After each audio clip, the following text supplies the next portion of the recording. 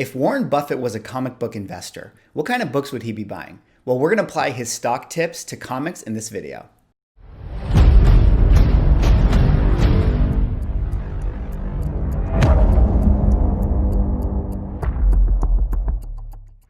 Ladies and gentlemen, welcome back to another video with Swaggle. And in this video, I kind of wanted to do something that was a little bit different. I was going over my stock portfolio recently, and I came across this article that was Warren Buffett's top 10 tips for investing in stocks. And that got me thinking, if we took some of Warren Buffett's, who, as you guys I'm sure know, is one of the richest people in the world, if we took his investment advice and we applied it to comic books, what kind of stuff could we assume that Warren Buffett would be investing in, and what kind of books do we think that he'd be collecting? But before I can get into the tips, if you guys could drop me a like or a comment or subscribe if you're enjoying my content. Love interacting with you guys, and let's keep this conversation going. All right, with that being said, let us take a look at Warren Buffett's top tips for investing and talk about how, maybe these can apply to comic book collecting. Now, he did have 10 tips, and I'm going to go through 5 of them today, and then maybe in a video like next week, I'll pick up with the other 5 and we can have that conversation if you guys enjoy this type of thing. But let me pull up this article first, and I'll talk about where the tips come from, and then I kind of broke them out into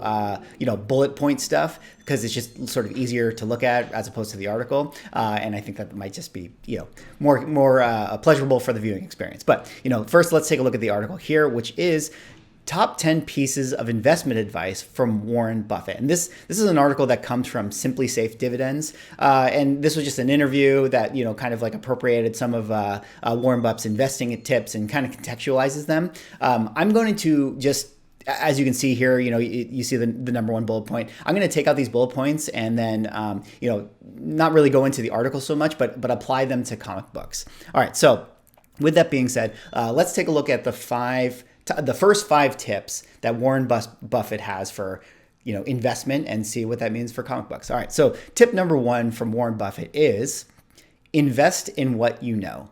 Invest in what you know. Okay, so if for the sake of the article, what Warren was saying is there's a lot of like tech stuff and crazy companies that work in data and cryptocurrencies and all those sort of things, and he, generally speaking, only buys stuff that he can understand himself. So as this relates to comic books, like someone like me, I don't know the DC universe that well. I've always been a Marvel fan. I've always been a Marvel collector. So when it comes to hot books in the DC universe or characters in the DC universe, I never really spec on those books because, frankly, I just don't know. Like I don't know. Like people can tell me, if you saw the video yesterday, people can tell me, oh, Naomi is awesome. Naomi is awesome. But like I don't know anything about her. I've never read her books. I don't even know what her powers are. I don't even know if she's a superhero. I just know that she's a character in the DC universe. And for that reason, I would never personally spec on a Naomi book because I don't know if she's that cool of a character or like what her storyline would be in the CW. So that's something that I personally would stay away from. And granted, I might be missing out on a big opportunity if I, don't jump on her book, but that's okay, and that's what Warren Buffett is saying here, is that if you don't understand something or you don't know anything about, certain characters or certain books or storylines, like don't worry about it, just stick to what you know. All right, let's go on now to tip number 2 here. And that is going to be never compromise on business quality.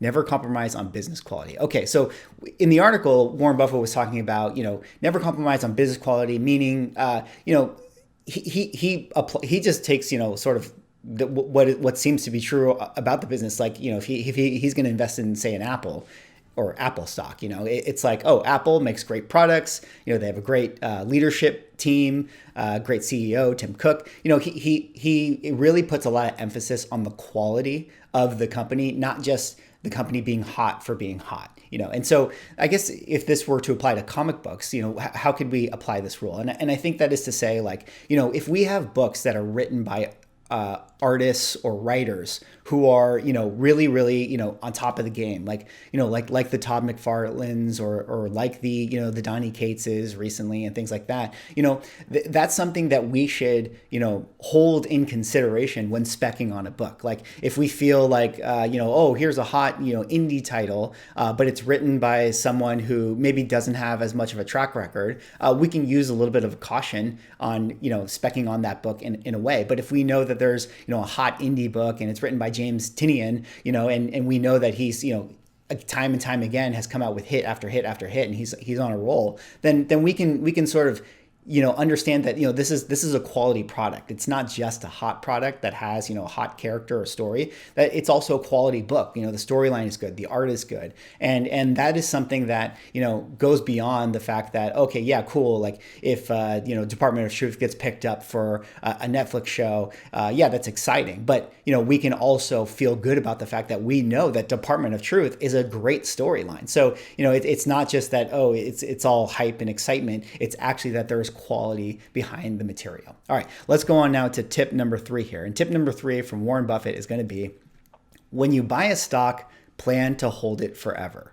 When you buy a stock, plan to hold it forever. Okay, well, I guess this is a pretty obvious one for what he was saying, but in the article, to summarize it, basically what Warren was saying is, he's not interested in doing like these quick flips or day trading in any sort of way.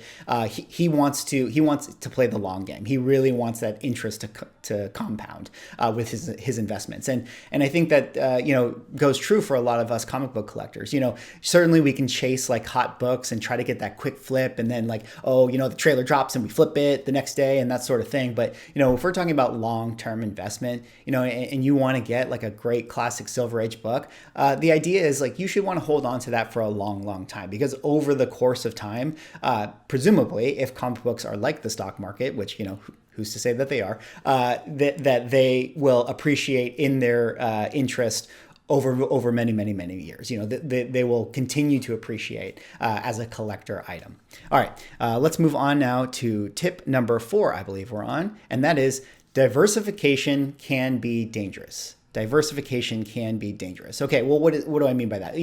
What Warren was saying is that he's someone that he likes to pick a few things that he really believes in, that he has conviction in, and he likes to invest in a big way with those things versus, a little bit of, I'll do a little bit here, I'll do a little bit here, I'll do a little bit here, do a little bit here. Diversification is good. Diversification is actually great when it comes to, financial investments. But when it comes to what Warren was saying is that he likes to really stick to a few things that he really believes in. And I guess as this applies to comic books, I was thinking about how would this sort of apply, and I guess that is to say, would it be better to, let's say you had $100 budget, right? Would it be better to chase all the hot books? Like, I mentioned, recently, okay, Armor Wars has come out. So maybe I want Iron Man 225 for like, $15. And then I want to get, what are the books? First Appearance of Time Variance Authority I spend another like $20 there. And then I spend another, $20 on the first appearance of Mobius and Mobius. And I've diversified my books, right? I have now 5 books. Now, would it be better to buy 5 $20 books, or would it be better to buy one $100 key that I believe in? If I'm like, oh, Young Avengers, I believe that they're coming, $100, I'm going to buy their first appearance and I'm going to hold that book, and that's going to be the one I hold on. Well, what Warren is saying is that, if you have conviction in one certain property, maybe it's best to not necessarily diversify. Maybe it's best to really pursue, that key that is a little more expensive and put your eggs in that basket if you believe in it. Granted, he does diversify himself, but he was just saying sometimes over diversification can be a bad thing. Or like, maybe you're buying too many, you bought, 20 $1 bin comic books that don't really have any value. Maybe it'd be just better to, instead of buying 20 of those books, just buy one $20 key. All right. And let's go on now to the last tip that Warren Buffett had here. And that is, most news is noise, not news. Most news is noise, not news. This is a really cool tip, and I think this is a really good thing because this applies to even my channel as well. Like as you guys watch this, and I'm talking about like, oh, spec this and spec that, and hey, like, oh, the hot show and blah blah blah, and this just got picked up, and this is going to be on CW and yada yada yada.